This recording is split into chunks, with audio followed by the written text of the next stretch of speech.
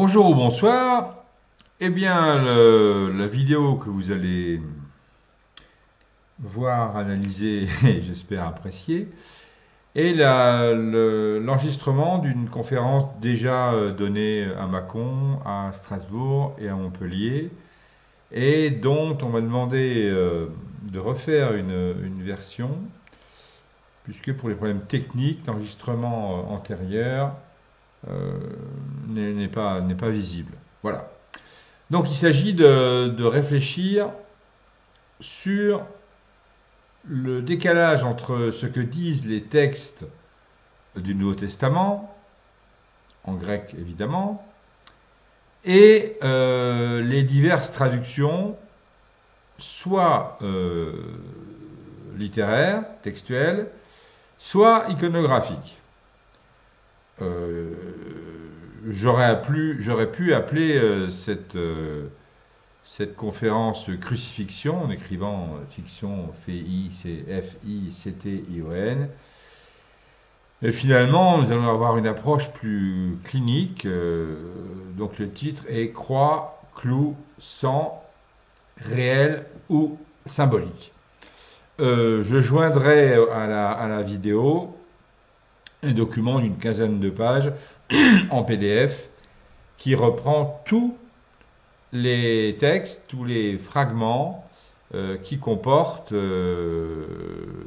les mots traduits par croix, crucifixion, clou, etc., de manière à ce que vous puissiez vous référer au texte, à la source, et peut-être calmer ce que je pensais de votre irritation en constatant que on vous aurait menti.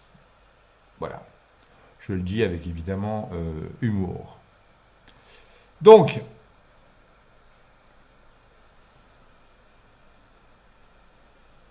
premier point,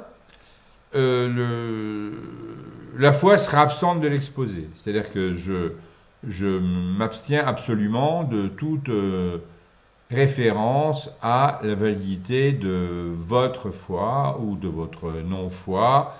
Ça n'est pas le projet ici. Ici, c'est un projet linguistique, philologique, théologique, mais ça, la question de la foi vous regarde. Hein, c'est affaire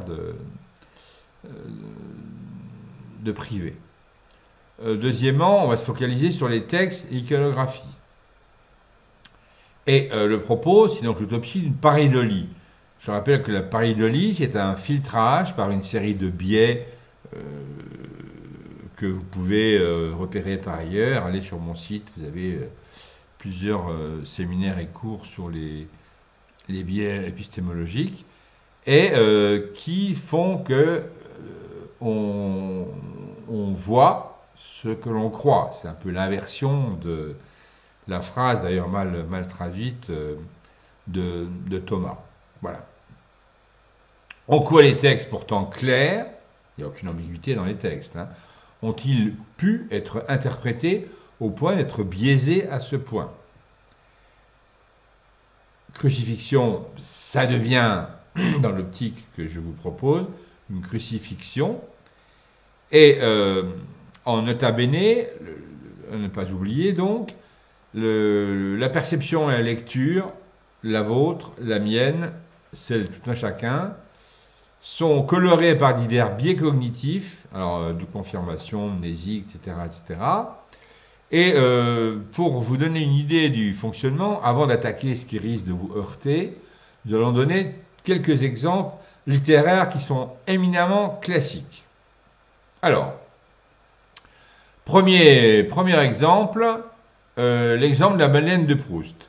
Tout le monde dit, tout le monde sait, tout le monde pense savoir, tout le monde a l'illusion de savoir.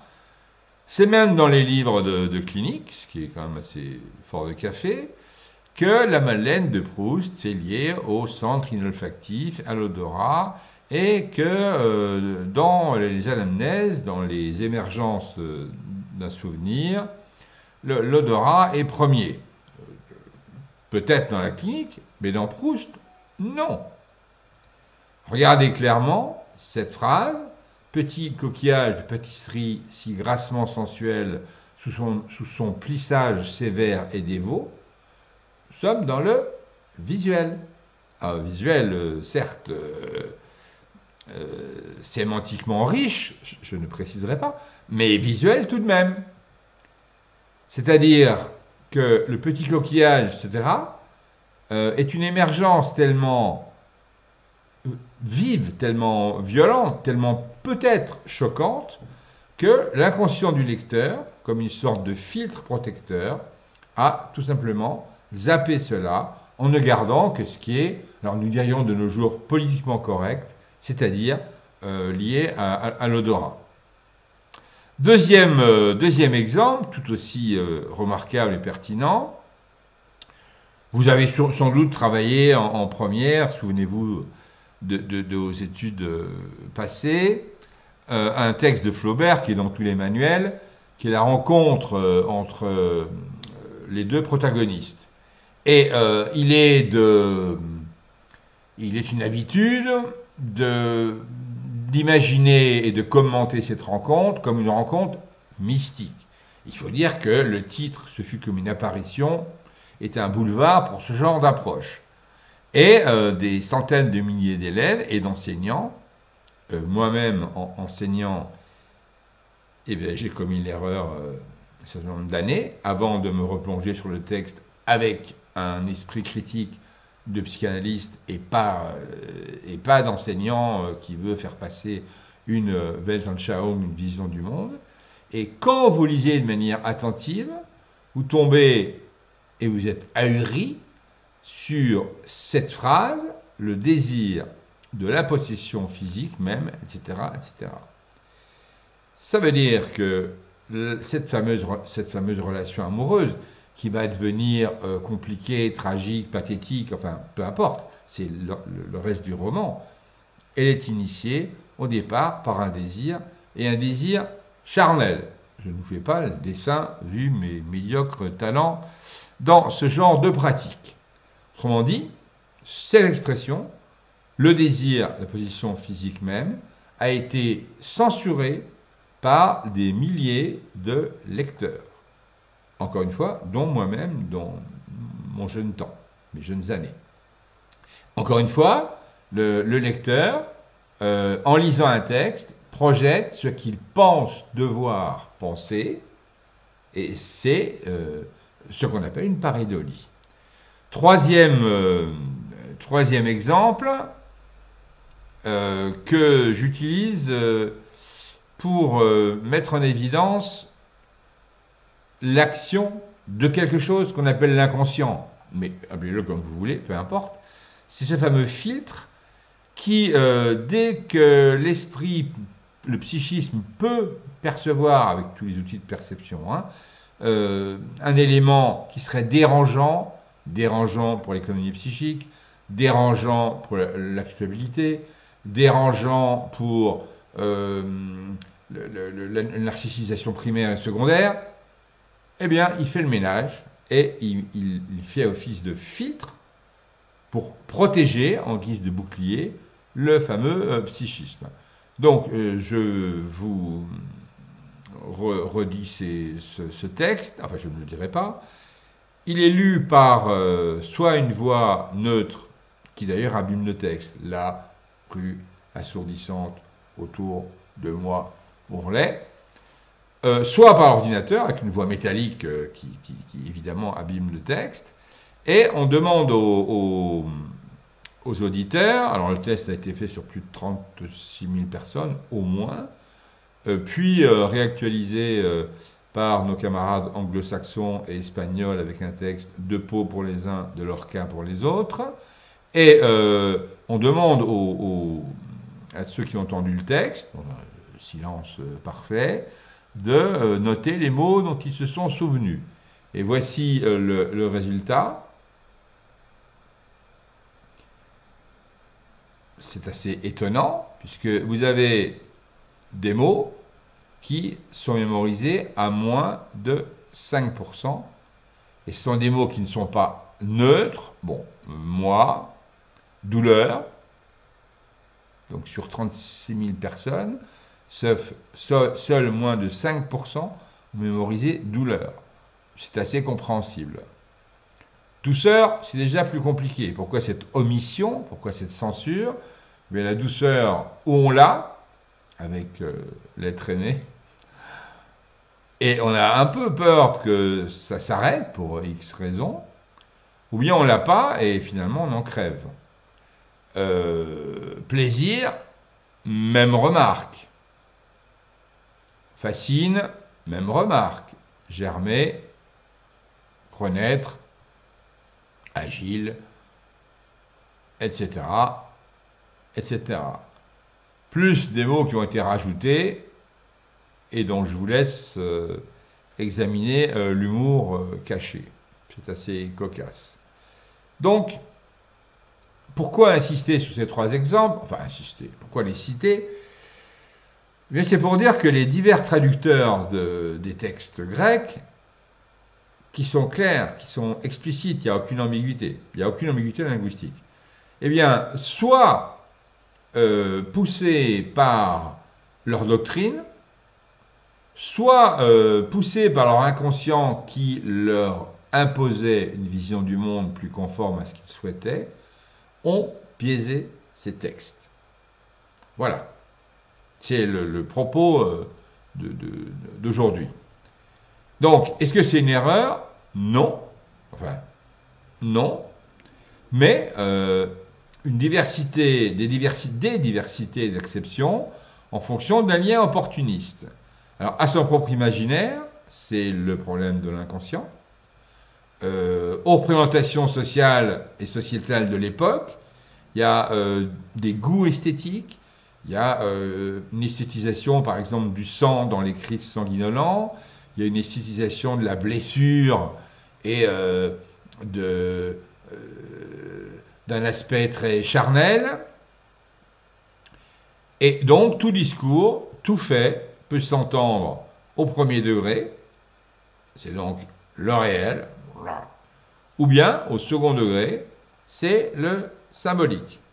Et toute la problématique d'aujourd'hui, oui, alors on parle évidemment de faits, d'événements, de mots, de textes, et vous avez soit une lecture factuelle, littérale, ce à quoi j'engage, si vous voulez appréhender, partager, visiter la manière dont les êtres humains, 40 ans après la Passion, pouvaient la décrire, ou pouvaient décrire l'idée qu'ils s'en faisaient. Et puis, à l'opposé, vous avez une lecture symbolique, poétique, qui va interpréter. Et puis, entre les deux, vous avez une série de versions plus ou moins colorées, ou plus ou moins décolorées. Vous remarquez qu'on peut avoir un discours à terme extrêmement mensonger.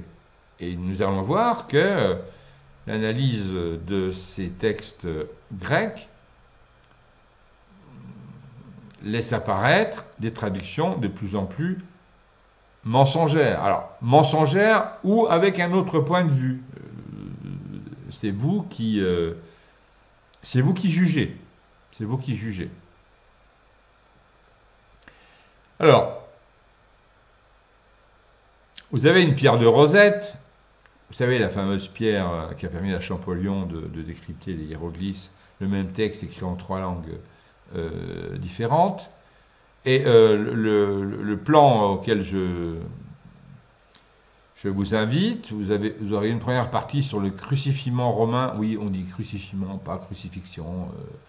Encore une fois, le discours théologique est spécifique et un peu esthétisé. Quand vous lisez le Nouveau Testament, on parle de tribulation. Le texte grec ne dit pas cela, etc., etc. On peut en sourire. Moi, j'en souris. Hein. En deuxième partie, l'analyse du Nouveau Testament, une analyse un peu linguistique. Ensuite, l'analyse de l'iconographie, avant d'arriver à une quatrième partie plus, plus clinique, enfin plus liée aux outils de la psychologie clinique, sur le lien ou l'absence de lien entre réel et symbolique. Voilà. Donc, première partie sur le crucifixion romain. Voilà. C'est d'ailleurs pas compliqué puisqu'on a une foultitude de documents. Il n'y a pas ambiguïté du tout. D'ailleurs, si nous avions tous un esprit critique acéré, nous aurions pu lui dire, c'est curieux, on lit le Nouveau Testament intégralement. En grec, je vous suggère d'apprendre le grec si vous ne le savez pas déjà, évidemment. Au moins le grec néo-testamentaire qui est plus simple de syntaxe, de vocabulaire, mais ça me paraît nécessaire vu votre formation. D'ailleurs, la plupart du temps, vous travaillez cette belle langue. Donc on peut s'étonner de l'écart entre ce que nous disent les textes latins sur le crucifixion. Les latins ont beaucoup écrit, ont un esprit juridique, donc on a des textes. Et puis le texte grec, en soi, il n'y a pas contradiction entre le texte grec et le texte latin. Mais il y a contradiction entre le texte grec et ses traductions à partir du 8e, 9e, 10e siècle, et entre le texte grec et l'iconographie à partir du 4e, 6e, 8e siècle. Voilà. Et ce sont ces contradictions qu'il s'agit de repérer ici et de comprendre. Voilà. Donc dans l'histoire archaïque, parce que l'histoire d'une crucifixion mythologique, ça n'est pas nouveau. Vous savez que la religion chrétienne, comme toutes les religions, a repris à son compte, sans le dire, ce qui n'est pas forcément une honnêteté absolument remarquable, des éléments anciens. Dans la philosophie, on l'a déjà vu sur une autre conférence que vous avez suivie, dans la mythologie, on va dire ancienne, et on pourrait dire que tout corpus religieux utilise à sa sauce, en le colorant, des éléments qui participent de schèmes anthropologiques. Donc c'est extrêmement logique, j'allais dire normal au sens statistique, je ne parle pas de normal par opposition au pathologique, de retrouver dans les textes chrétiens en l'occurrence, des éléments qui quasiment mot pour mot reprennent des anciennes histoires. Et oui, et oui. Donc depuis 3000 ans, Jésus-Christ s'est attesté, c'est une sanction de droit commun, donc c'est une marque d'infamie, c'est destiné aux gens du peuple, l'aristocratie se couper la tête ou à d'autres supplices. Ça doit être ostentatoire, une mort lente et exemplaire. Le supplicié est lié à un arbre, fourche, parfois empalé. Super. Dans le mythe, donc ça veut dire que c'est l'histoire sacralisée, éventuellement reproduite par des rituels. Vous avez le supplice qui est le plus décrit avec le plus de précision, c'est le supplice de Cété, donc d'Homère et Apollodore. Les Noprestides, alors Étila, sœur de Priam, Astioché, Médésicaste, fille de Laomédon, captive, pousse les femmes, dont Cété, hein, c'est l'héroïne du jour, si j'ose dire, à brûler les vaisseaux qui les mènent en esclavage. Cété est ensuite crucifié, la traduction est maladroite évidemment, et exposé sur une falaise. Donc vous avez des critères que l'on retrouve dans les fameuses structures anthropologiques. Vous avez au départ de la générosité pour soi et pour les autres. Vous avez la transgression d'une loi, deuxième élément.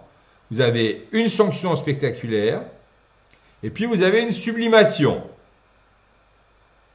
Donc, générosité, ou amour, transgression, sanction, spectaculaire, il y a une monstration. Et sublimation. Elles sont 4 éléments classiques dans les schèmes anthropologiques. Et si vous lisez Lévi-Strauss, La Vie brûle, Mircea Eliade, j'en passe, et des meilleurs, mais vous verrez avec stupeur que ces histoires, elles sont constantes. Alors, si nous avons le temps un jour, nous reviendrons sur la notion de schème anthropologique et pourquoi le psychisme a besoin d'avoir ce genre d'histoire. Je le fais court, c'est pour passer les seuils. Pour passer les seuils en acceptant les blessures et en étant narcissisé par le passage du nouveau seuil. Voilà. D'où d'ailleurs, c'est une parenthèse, l'erreur grossière de supprimer les seuils que notre civilisation se fait fort de mettre en œuvre. C'est bien dommage. Donc précisément à Rome au IVe, ça a duré entre le IVe avant et le IVe après, jusqu'à Constantin, jusqu'à ce que finalement la religion chrétienne soit acceptée dans le corpus religieux des Romains.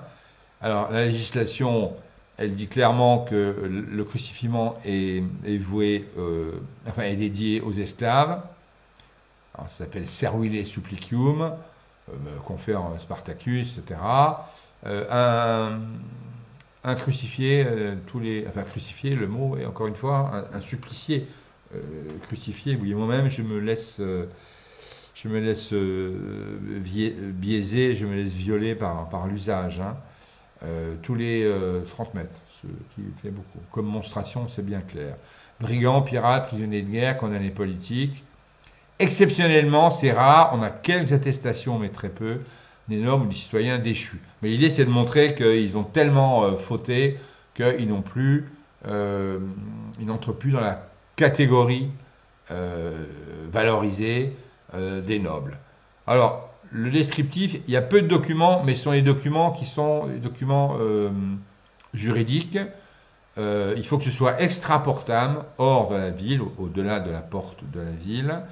Et le matériel, c'est un tau, enfin le thé grec, c'est un poteau, qui s'appelle le palus, et vous avez une barre horizontale qui s'appelle le patibulum. D'ailleurs, ce qu'on faisait porter aux condamnés publiquement pour les humilier, ce n'est pas la croix, qui n'existe pas en tant que telle d'ailleurs, qui devra faire dans les 150 kilos, c'est le patibulum, juste la partie qui est en haut du thé. Voilà.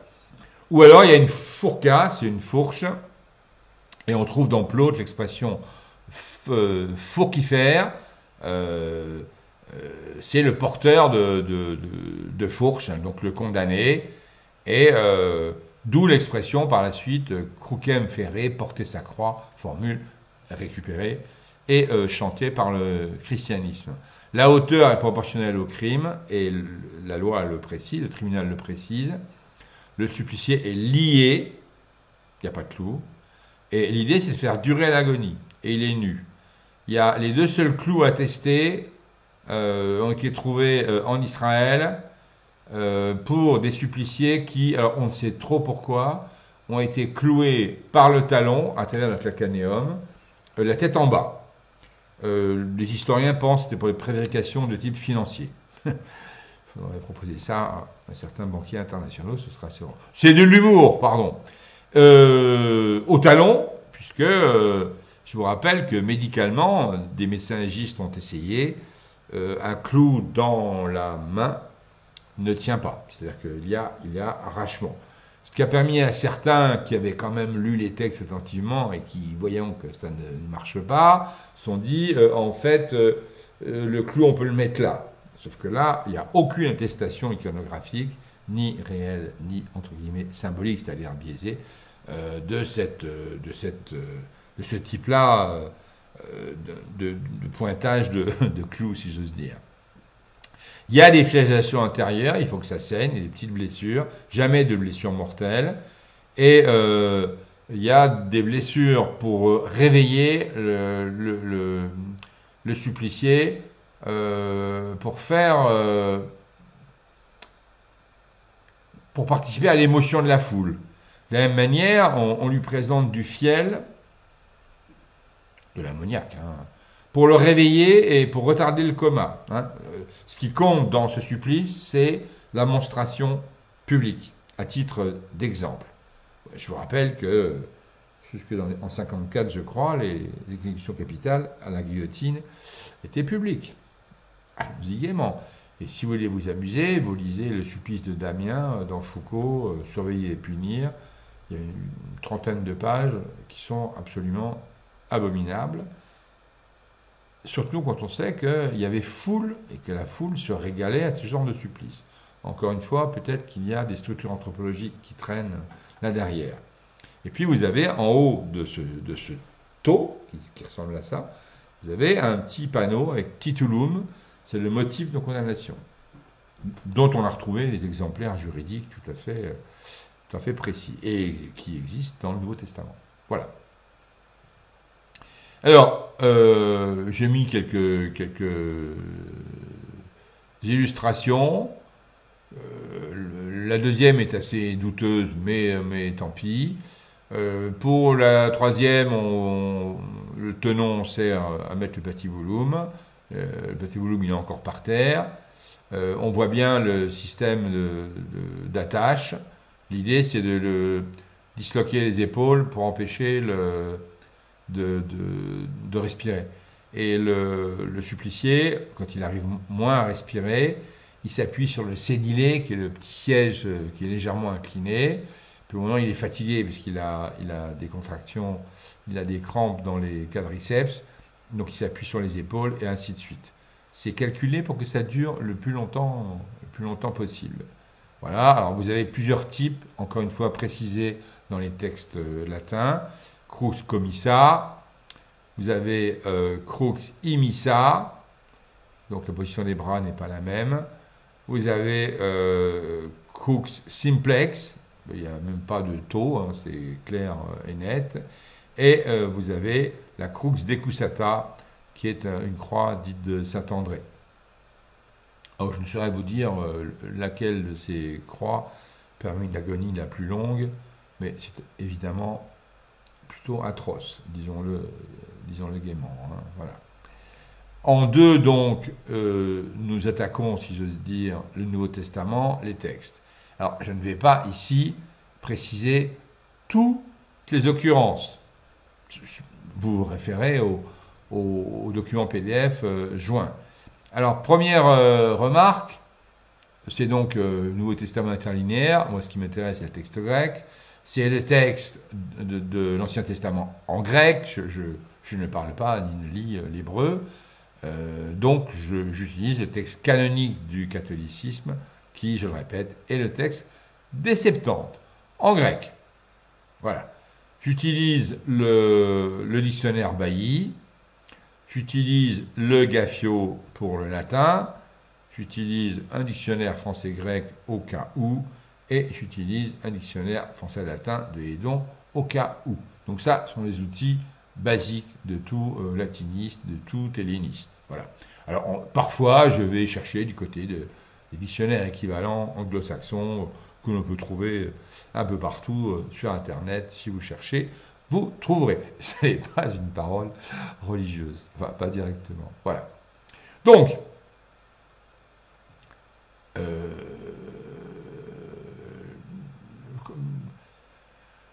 l'introduction que je vais rédiger pour le document PDF, c'est la traduction popularisée par l'iconographie depuis le IXe siècle, les traductions Vulgate de Saint Jérôme, puis Louis II, etc.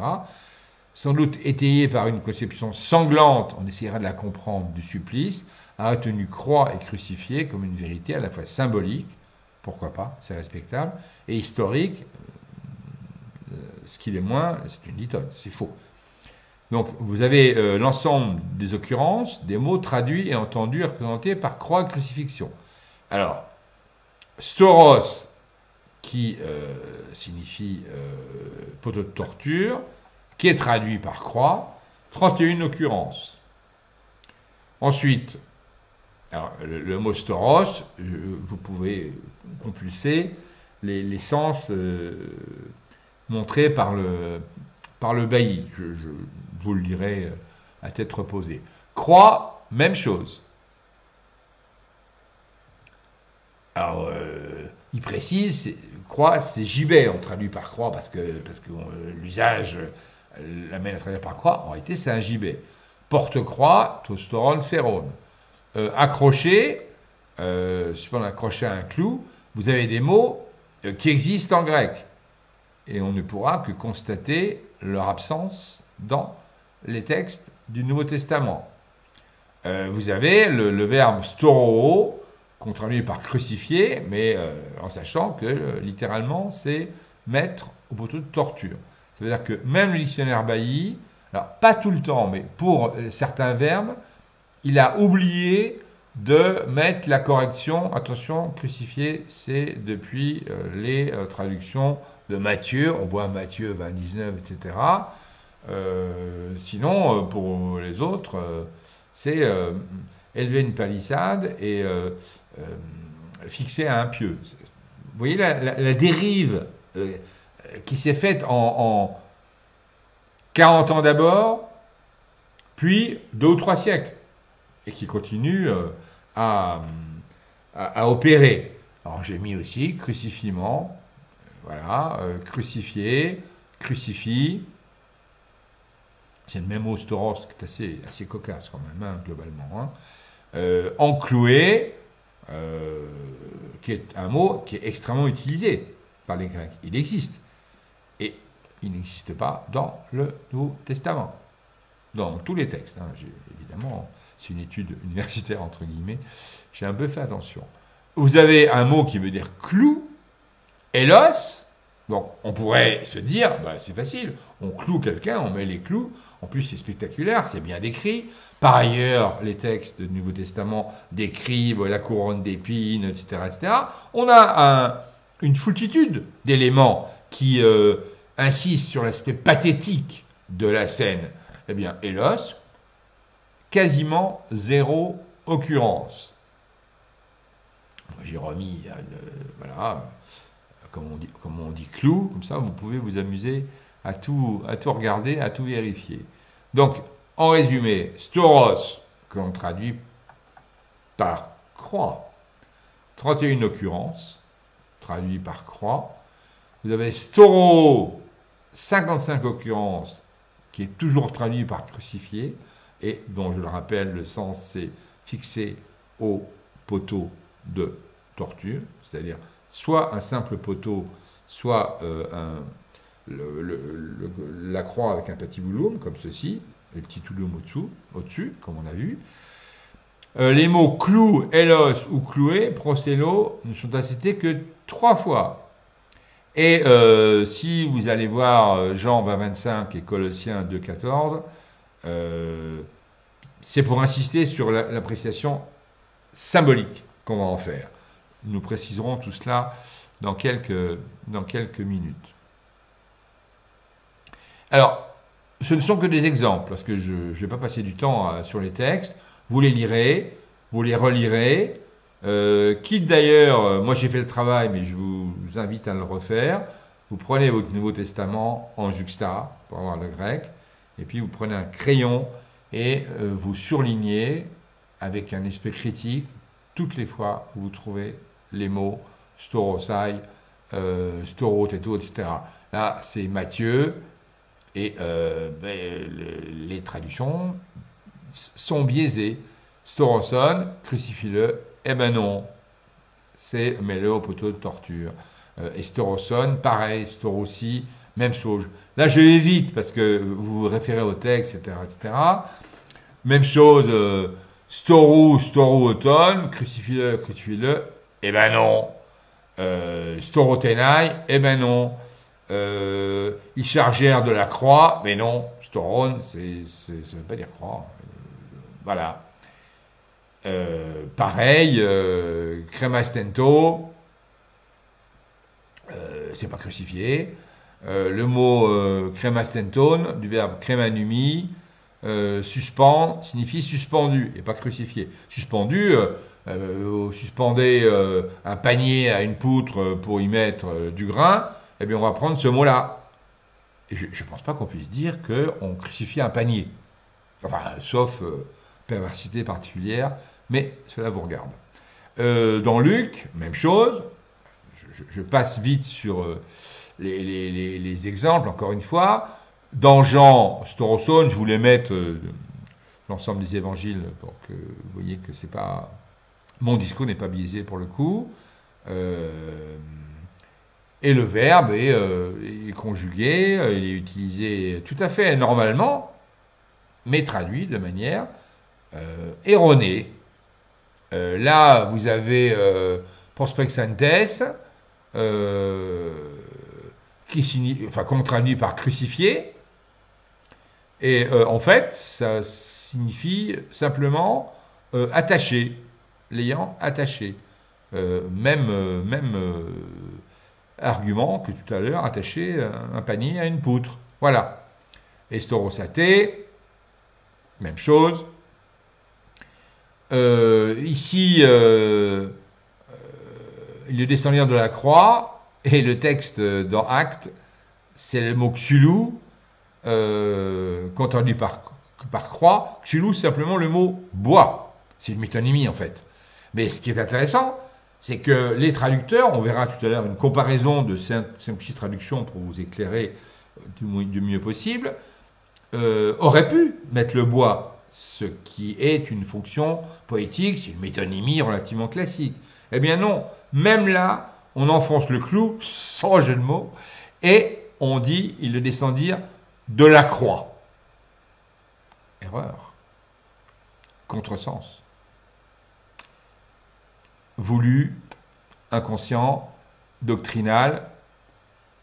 J'ai bien une idée, mais je vous laisse réfléchir. Paul Corinthien, même chose. Philippiens, alors ce sont que des exemples, évidemment. Et vous avez Storou, pareil. Vous avez Anastorontas.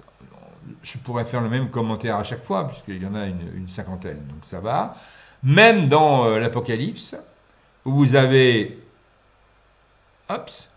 Estorothée. Alors, le mot pneumatikos, je le mets en évidence, que l'on traduit par l'instant spirituel, parce qu'on va y revenir à la fin.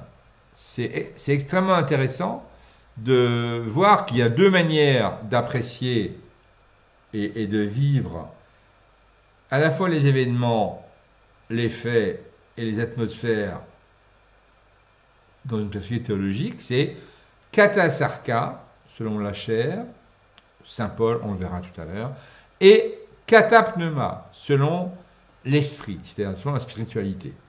Et c'est intéressant parce que ça nous donne une approche qui est analogue à ce que nous disons nous en clinique sur l'approche réelle, katasarka, sarx, la chair, et katapneuma, selon l'esprit, la spiritualité, que nous appelons peu ou prou le symbolique. Ça veut dire que peut-être là on a une clé intéressante, d'où gardez dans vos mémoires le mot pneumatikos.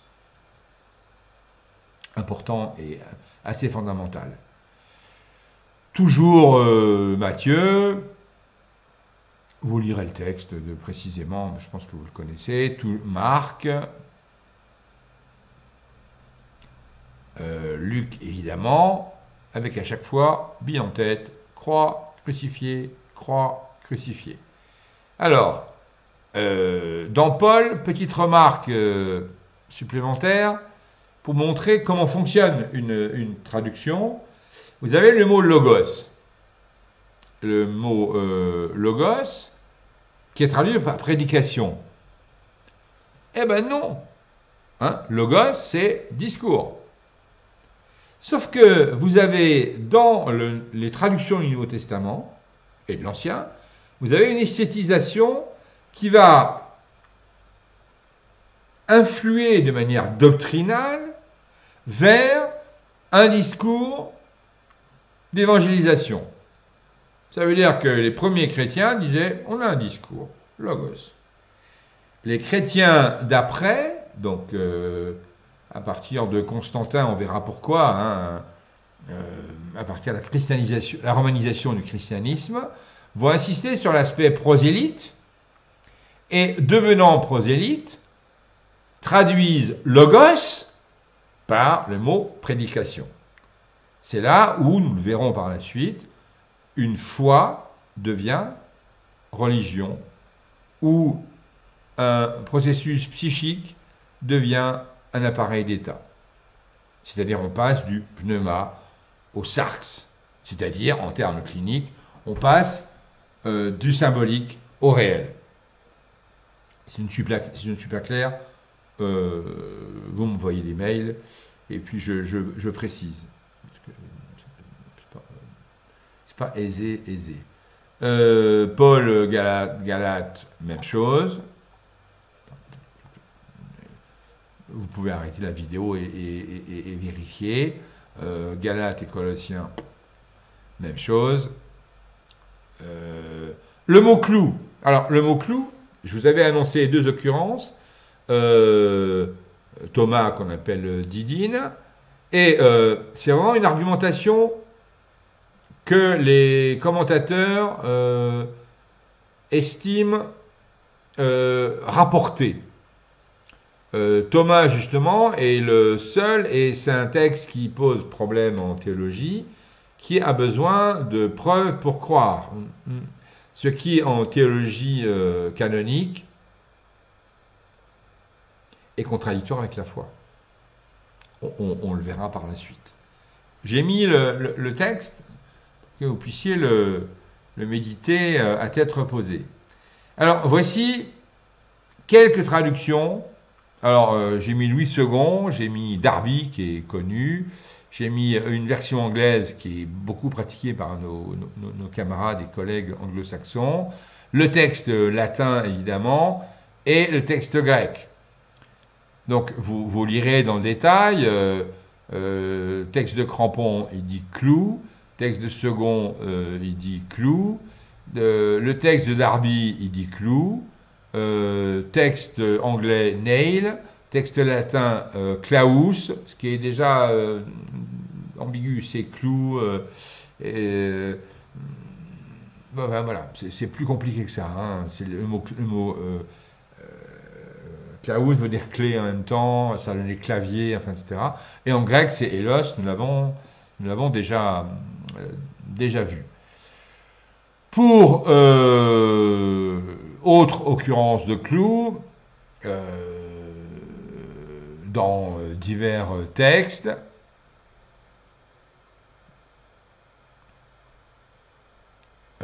même chose. Alors c'est plus... vous remarquez que Darby, peut-être plus honnêtement, je ne sais pas, ne le met pas. La version anglaise ne le met pas non plus. Le texte latin ne le met pas.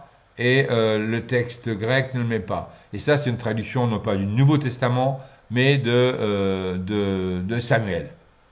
Samuel 8.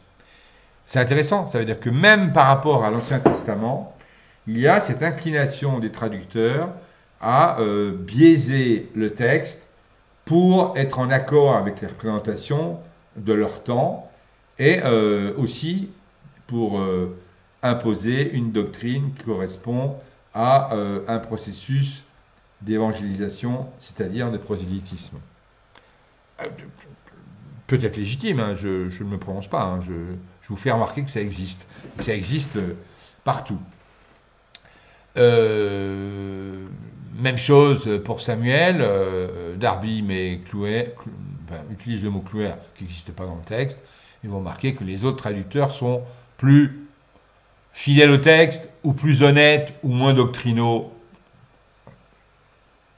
Analysez l'idéologie de Darby, et vous comprendrez, hein, vous savez ça aussi bien que moi, mieux que moi. Quant aux autres textes, eh bien, il n'y a pas l'occurrence de clou. Même chose pour les chroniques, c'est encore Darby qui est le moins honnête ou plus prosélyte. Enfin voilà, vous avez compris comment on peut aborder la chose, je vous laisse faire. Pour la traduction de Zacharie, alors là, Darby, Crampon ne dit rien, Second dit clou, Darby dit clou, les Anglais sont fidèles au texte, et le latin aussi. Le grec, je n'ai pas mis puisqu'il n'y a pas de clou. Voilà. Même chose pour Ésaïe, c'est dans le texte de Crampon, le texte de Second, le texte de Darby, c'est pas dans le texte anglais et c'est pas dans le texte latin, évidemment pas dans le texte grec. Je me suis bien amusé en regardant cela. Je n'ai pas de traduction allemande, parce que je ne lis pas assez l'allemand pour que ce soit pertinent, mais j'en ai parlé avec des théologiens allemands et espagnols qui ont dit que sans aucun problème, ils pourraient faire le même tableau avec les mêmes conclusions que ce que je vous propose. Alors, en 3, l'iconographie. Alors là, vous allez être surpris. Je l'ai été quand j'ai commencé à travailler, parce qu'on a l'impression que les représentations du Christ en croix datent, alors sinon l'époque du Christ, il n'y a rien, mais au moins de l'époque de l'écriture du Nouveau Testament, c'est-à-dire entre 40 et 60 ans après. Eh bien, il n'en est rien. Il n'en est rien. La première représentation connue du Christ, alors je dis connue parce que peut-être on peut trouver un jour dans des ruines, les archéologues pourront peut-être trouver une représentation. Pour l'instant, c'est celle-là qui est princeps, comme on dit, qui est la première, qui date du IIe siècle et qui s'appelle le graffiti d'Alex Amenos. Alors, il est peu clair, mais quand même, des gens se sont amusés à le lire. Alors, vous avez un Christ à tête d'âne ou de cheval, et il dit, enfin, le graffiti, c'est Alexamenos CBT Théon. Alors, en fait, le CBT, c'est la forme phonétique, comme dans un graffiti, donc simplifié, de Sebadzetaï. Alexamenos révère Dieu. C'est tout ce qu'on a. C'est tout ce qu'on a. Donc, on pense que c'est le Christ, on n'en est pas sûr. Vous remarquez que la croix est plutôt une croix simple avec patibulum. Il y a même une fourca qui est dessinée en haut à droite, enfin, qui est gravée dans l'espèce de bas-relief. On peut penser peut-être qu'au-dessus de la tête d'âne ou de cheval, vous avez le titulum qui est légèrement dessiné. Enfin, c'est la seule occurrence. Alors, je vous laisse gloser là-dessus. C'est extrêmement intéressant. Et vos hypothèses m'intéressent. Là, on saute quand même quelques siècles. 420, Sainte-Sabine. On n'a pas mieux avant. On n'a pas mieux avant. Et vous remarquez que même la croix n'y est pas. En tout cas, telle que nous la connaissons, vous avez un patibulum.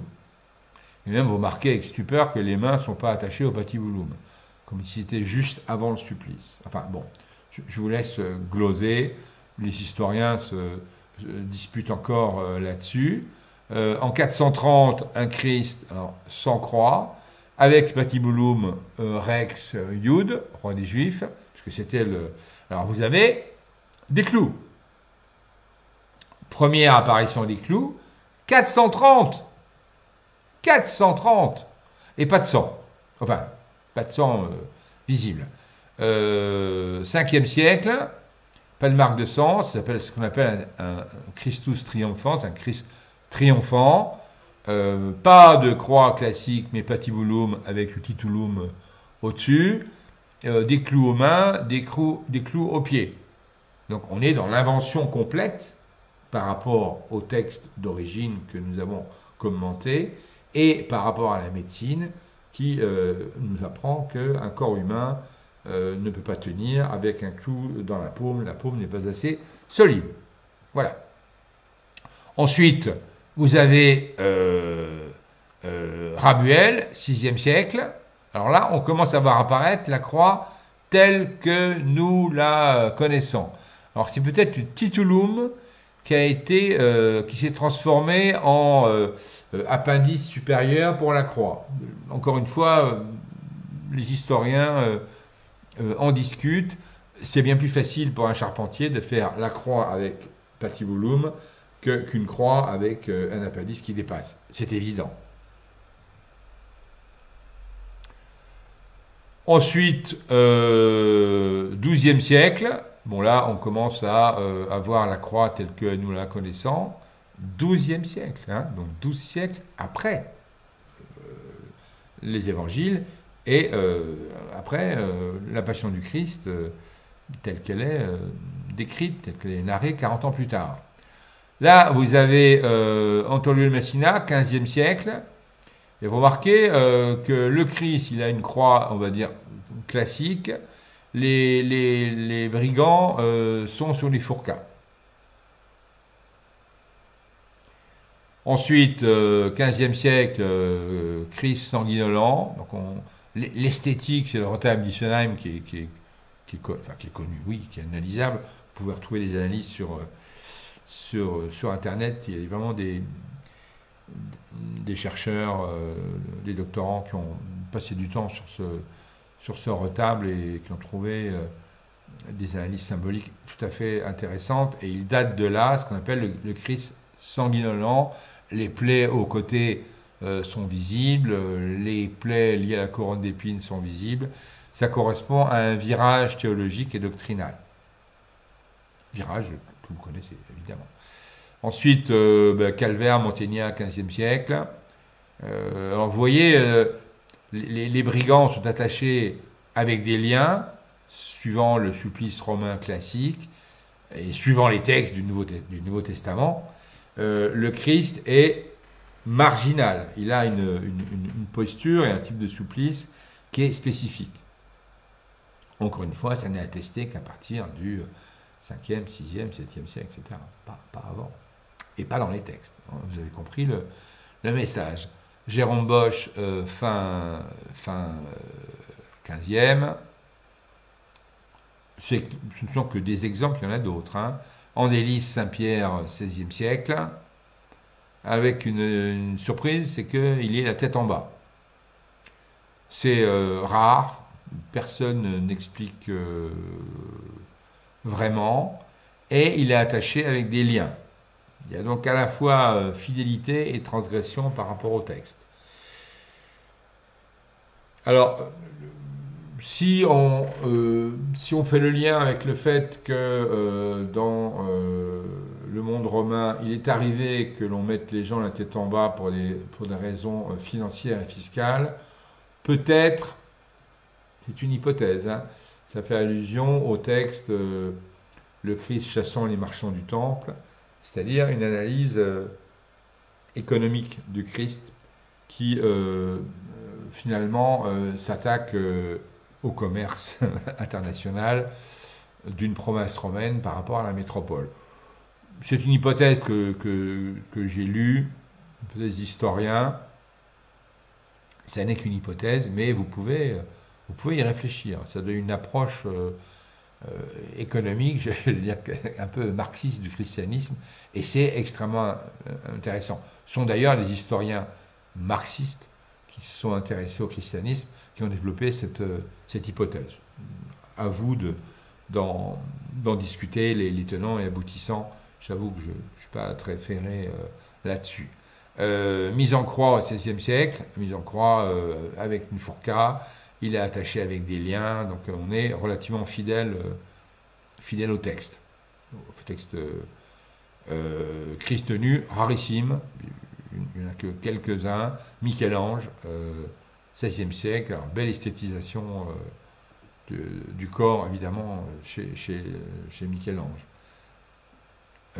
J'insiste sur l'esthétisation, puisqu'on va voir que plus une religion évolue, plus l'appareil d'État se développe, et plus peut-être le croyant a besoin d'une esthétisation pour ancrer sa foi, alors qu'au début, ça se passe tout seul, comme dans l'amour.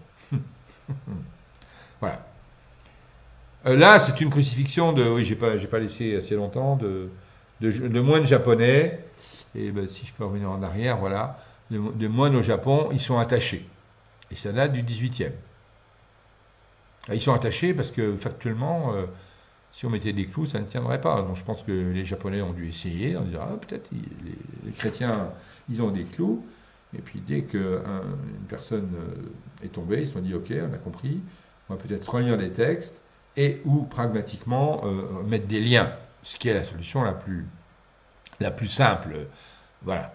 Là, un Christ de Salvadori, Arte, Christ moderne, évidemment.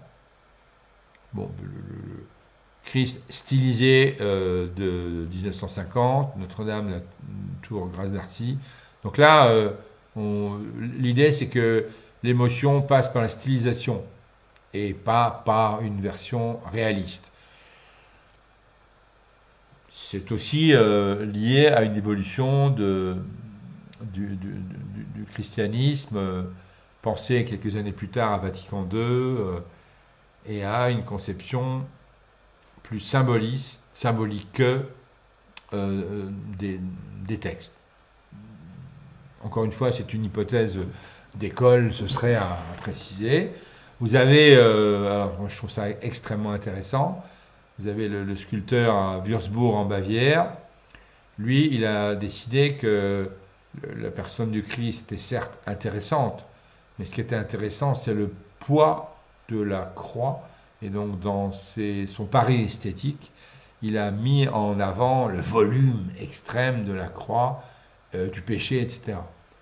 Encore une fois, libre à l'artiste, libre aux croyants ou non croyants, d'interpréter le récit mythologique à l'aune de ses propres projections. Bien évidemment. Mais ça n'a pas d'histoire. Quatrième partie, enfin, la relation entre réel et symbolique. Alors,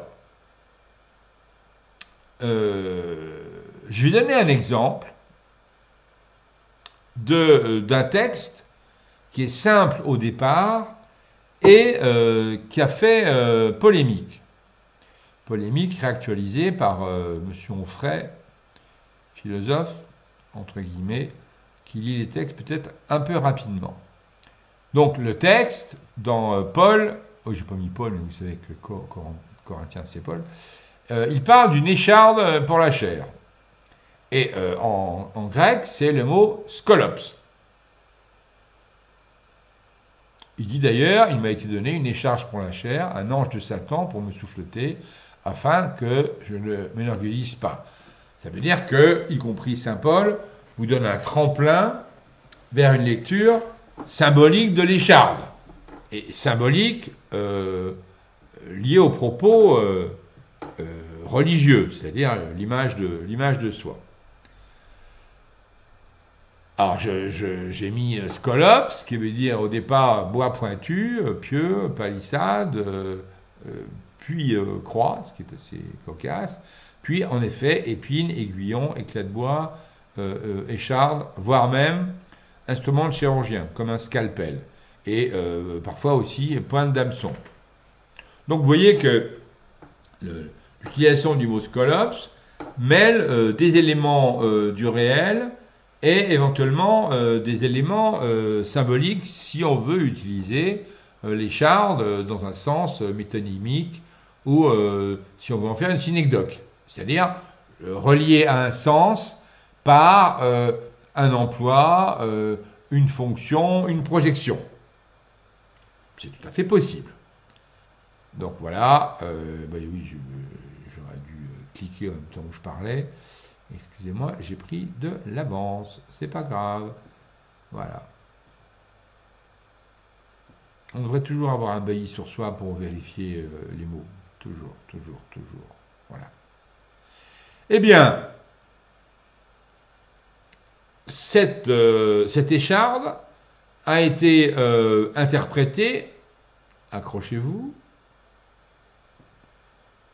comme un problème d'ophtalmie, un problème d'hystérie, un problème de thalassémie, c'est une pathologie, un problème d'épilepsie. Alors on sait par ailleurs que peut-être saint Paul était épileptique, un problème de paludisme, un problème d'hypersexualité. Faut chercher quand même, hein. L'écharde, le phallus, oui, bon. Ceux qui ont ce type de projection, peut-être devraient-ils un peu consulter, mine de rien. Homosexualité, même chose. Et impuissance.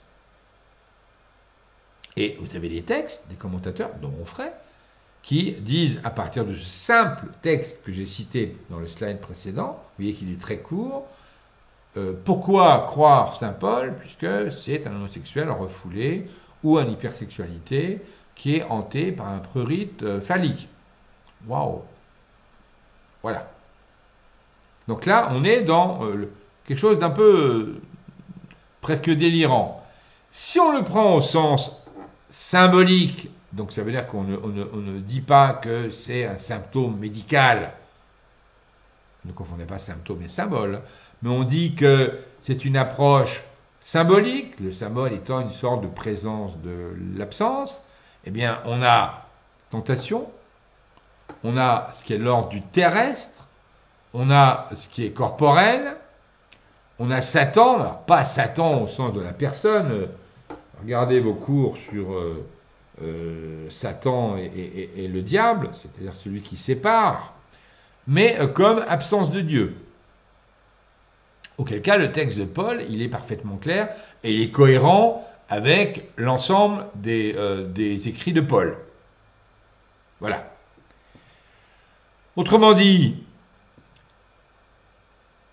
vous avez en vert, donc le premier en occurrence, le premier petit texte, on parle de l'apparence, et on prend l'apparence comme un symptôme. Si je me mets en termes platoniciens, c'est l'éidos. Alors que dans le texte en fuchsia, enfin en rose, deuxième occurrence, on parle, toujours en termes platoniciens, d'essence, d'idée, c'est-à-dire doucia. Donc la métaphore de l'épine est une manière poétique, au sens métaphorique, de dire tentation terrestre, corporelle, Satan, absence de Dieu, ou risque d'absence de Dieu. Autrement dit, on parle de l'essence de l'homme qui serait menacé par cette tentation en rose, et non pas d'un symptôme réel qui est lié à une vraie épine qui serait l'inversion symptomatique des délires en vert. Avez-vous compris? J'espère. Donc là, on pourrait dire que du côté du vert, on parle de la chair, de la viande, sarx en grec, on verra la phrase de saint Paul tout à l'heure, et de l'autre côté, vous avez l'esprit spiritus, c'est-à-dire pneuma. Je vous avais dit de garder en mémoire le mot pneumatikos, il y a une petite demi-heure. Mais là, nous y sommes. Donc là, vous avez d'un côté les mots pris comme des phénomènes, qui éventuellement peuvent être symptômes, mais de quoi on ne sait pas. Et de l'autre, vous avez des noumènes, c'est-à-dire des éléments pensés, et dont l'expression linguistique métaphorique n'est qu'une illustration, n'est qu'un tremplin à représentation. Voilà, nous sommes dans la sémantique. Si, oui, j'ai remis le tableau pour qu'il puisse apparaître en PDF, puisque vous aurez le support en PDF. Quel est si on a admis ce passage du symbolique au réel, donc au début, texte symbolique qui parle de Lucia, et puis interprétation où on veut du réel à se mettre sous la dent, si j'ose dire, c'est-à-dire sous l'œil pour se représenter du réel bien solide, du vrai sang, des vrais clous, des vraies blessures, etc., etc. Quelle est l'étiologie? Quelles sont les causes de ce glissement? Alors, premier point, vous avez une érosion systémique du symbolique. C'est-à-dire, toute institution, tout groupe, tout individu, toute société est tentée par l'érosion du symbolique. Dans une activité, dans un rapport au monde, dans un rapport à l'autre, dans un rapport amoureux, dans un rapport à une passion musicale, artistique, la passion est tellement forte qu'on n'a pas besoin d'avoir des procédures, du réel, des protocoles, un ordre du jour, etc., etc. Ça se fait. Ça émerge directement. Et puis au fil du temps, il y a des phénomènes d'usure, d'entropie, comme disent les physiciens, et voyant que l'énergie, l'investissement libidinal ou amoureux baisse par habitude, par peut-être manque d'ocytocine, par peut-être difficulté à faire monter la dopamine, si je prends des termes médicaux, eh bien on va essayer de contrer cette perte par des systèmes institutionnels, mais qui vont cadrer le réel, et on aura besoin d'un appareil d'État, on aura besoin peut-être d'une coercition, d'un système de sanctions, d'un système conatif de passation d'ordre pour faire. Alors qu'au premier jour, ça se fait dans l'évidence, dans l'immanence du désir, comme dans la relation amoureuse. Pensez-y. Donc, les signifiants distanciés, dans un premier temps, vous avez des signifiants distanciés, mais on a moins besoin, puisque l'énergie libidinale, comme disent les cliniciens, est suffisamment forte. Et puis ensuite, deuxième étape, vous allez les prendre au premier degré. Et ensuite, vous aurez besoin de passer à l'acte pour être sûr d'exister. Dans la relation intersubjective amoureuse, eh bien, dans un premier temps, vous avez du désir pulsionnel. Dans un deuxième temps, ce désir va s'investir dans des mots, c'est-à-dire des signifiants distanciés. Le marivaudage, je courtise quelqu'un, je lui écris des poèmes, des SMS, je lui envoie des émojis, je lui écris une sonate, je lui recopie un morceau, je lui écris un sonnet, je lui joue l'aubade, enfin, etc., etc. Et puis, quand ça ne fonctionne plus, quand la force du désir dans ce signifiant distancié est insuffisant, ben je passe au harcèlement, donc je me rapproche du réel, et si ça ne marche pas, eh bien je vais éliminer les signifiants distanciés, il n'y aura plus de distance entre la pulsion et l'acte, ça s'appelle, le passage à l'acte, ça s'appelle le viol. Et cette érosion systémique, elle menace toute entreprise, toute relation, et donc peut-être toute religion. Entre la religion, les origines et l'appareil d'État, il y a une nuance. D'ailleurs, régulièrement, vous avez des courants religieux qui veulent revenir, au sens propre, aux religions et les origines. Si vous écoutez les tenants du renouveau charismatique, ils prennent le texte grec d'origine, ils veulent parler langue, ils transforment ça en écolalie et en transe, et ils se disent, on n'a pas besoin de hiérarchie, on n'a pas besoin d'appareil d'État, on est dans l'émotion pure et brute, ce qui donne des transes un peu étranges pour nous autres, mais extrêmement intéressantes pour comprendre le fonctionnement psychique. Pourquoi cette érosion? Eh bien, cette érosion, elle est minée par ce qu'on appelle la banalisation de la déviance. Déviance par rapport à quoi? Par rapport aux axiomes premiers, par rapport à l'énergie première, par rapport à la pulsion première. Alors, vous avez aussi une érosion spécifique d'une religion. Donc, l'érosion systémique, c'était une vision holistique. Pour une érosion spécifique, vous avez, dans les débuts, vous avez du pathos, de l'émotion, des ressentis, des émois. C'est-à-dire, vous avez une foi qui est immédiate, au sens, elle ne passe pas par une médiatisation. C'est peut-être comme tomber amoureux, si j'ose dire. Ensuite, vous avez du logos, qui est simple, qui est trivial, qui n'a pas besoin d'être esthétisé, et qui dit l'amour, ou qui dit l'amour de Dieu. Ou l'amour d'une divinité, si on est polythéiste, parce que quand vous regardez des textes sur les religions autres, vous avez le même mode de fonctionnement. Vous avez une simplicité qui est remarquable. Vous avez une immédiateté. Alors, j'ai séparé le mot en deux. Et les premiers temps d'une religion, c'est une affaire de sotériologie. C'est-à-dire que vous croyez, vous avez une foi immédiate, ce qu'on appelait autrefois la foi du charbonnier, immédiate, qui n'a rien à voir avec les cardinals, les diacres, les évêques, le pape et les pompes vaticanes. Et on ne s'occupe que d'une chose, le salut, soteria en grec, dans une sorte d'immédiateté. C'est ça qui compte. Le reste, je ne dis même pas que c'est superfétatoire, c'est hors de propos. C'est hors de propos. Ensuite, dans l'évolution, eh bien, vous avez banalisation de la déviance, vous avez une sorte d'usure, donc il y a nécessité d'un appareil d'État.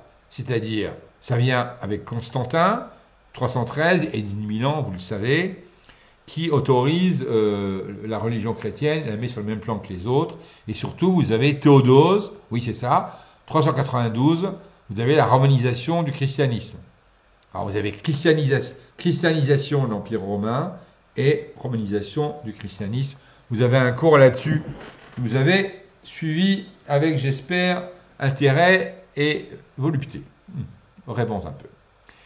Ensuite, vous avez un désir de hiérarchisation des fonctions, qui se traduit par des fonctions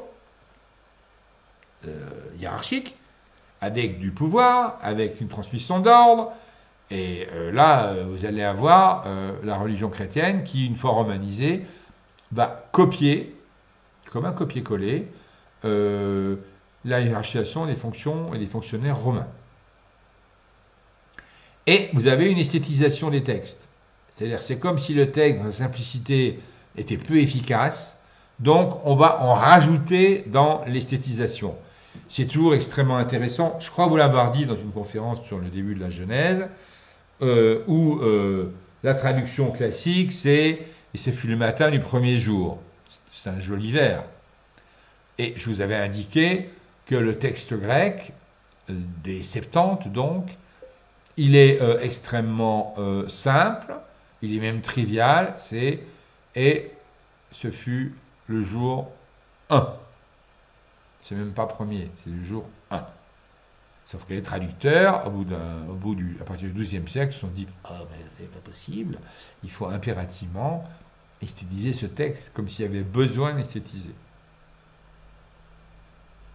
Donc, le texte va devenir un porte-étendard peut-être plus important que le monde dont il est le drapeau.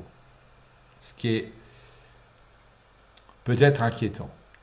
On peut faire la même remarque, par exemple, il y a des musiciens qui jouent Bach dans sa sobriété en disant la sobriété quasi mathématique de Bach est suffisante. Et vous avez un courant dit romantique qui joue Bach avec un legato, avec un rubato, avec des changements de rythme. Et il pense que Bach a besoin, c'est un peu comique tout de même, a besoin d'être enjolivé par une esthétique pour avoir plus de sens. Je vous laisse juger de la chose vous-même. Et puis, vous avez un réalisme de l'iconographie. Au lieu de dire c'est symbolique, c'est une passion symbolique, voire même une croix symbolique, une blessure symbolique que nous portons en nous, ce qui d'ailleurs la rend universelle si on a la foi. Eh bien non, on a besoin d'avoir du vrai sang représenté, des vrais clous, etc., etc. Ça fait partie de ce que je disais tout à l'heure. On pourrait dire que le clou et le sang, c'est le rubato et le legato de la musique. C'est une jolie formule. Je ne vais pas la déposer quand même. Hein. Voilà. Donc, toujours pareil sur la foi et la preuve. Est-ce que la nécessité de demander une preuve ne serait pas la marque d'une foi défaillante? Encore une fois, je me réfère au texte, Matthieu 14, 31, « Homme de peu de foi, pourquoi as-tu douté ?» En grec, oligopisté, ça veut dire homme de peu de foi, eisti edistasas. Donc, si on a besoin d'une preuve,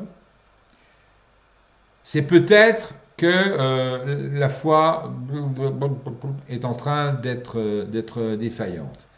D'ailleurs, l'institution le sait, qui n'a jamais vraiment apprécié les miracles, et se méfie des miracles. Je vous renvoie à 2 textes que vous trouvez sur Internet. En 78, normes sur la façon de procéder dans le discernement d'apparitions et de révélations supposées. Texte extrêmement intéressant, vous le trouvez sur Internet. Passez-y quelques temps, quelques heures, vous allez être édifiés. Et puis en plusieurs siècles, on n'avait que 17 apparitions de la Vierge qui ont été validées après enquête, et enquête minutieuse, 300 chercheurs, enfin, le Vatican met le paquet, si j'ose dire, sur des milliers d'apparitions présumées.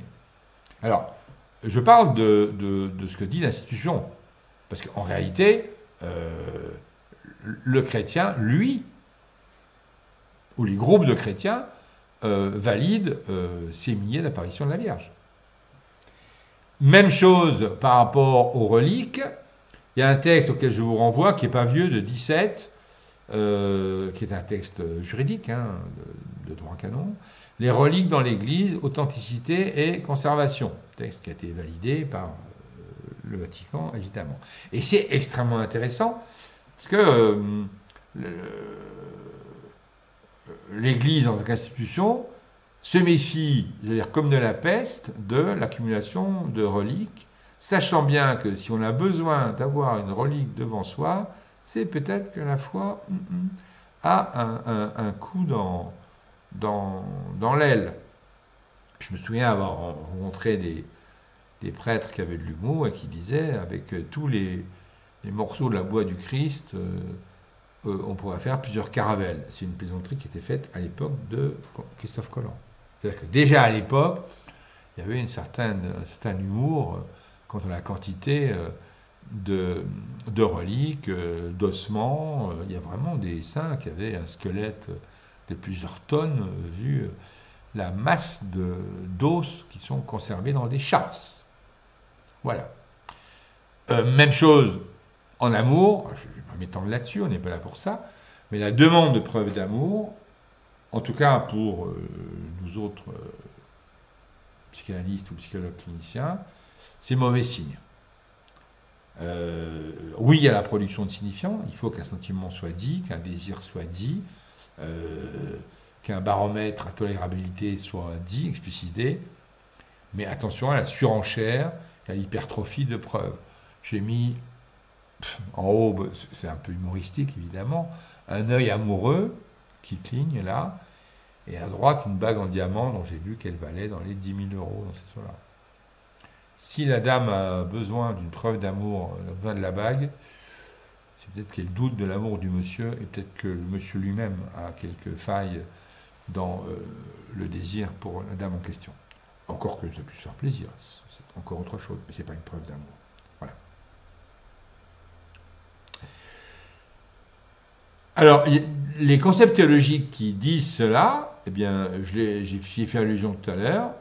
Alors, d'un côté, vous avez l'éthique, c'est-à-dire le pneuma, c'est-à-dire le spirituel, ce qui est évidemment intéressant. Si je me contente du symbolique, ben, tout va bien. Et puis, si le symbolique est défaillant, eh ben, je vais avoir un appareil d'état. Ce qui peut être évidemment un poil plus violent. Donc ici, Paul, dans Romains 8, 4, il y a un texte qui est redoutable. Katapneuma, selon l'esprit, et on va essayer de le traduire par selon le symbolique. Ça veut dire que j'agis selon l'esprit. Kant dirait j'agis selon les impératifs catégoriques, le plus important étant de toujours traiter l'autre comme une fin et jamais un moyen. Mais si j'obéis à ce pneuma, si j'agis katapneuma,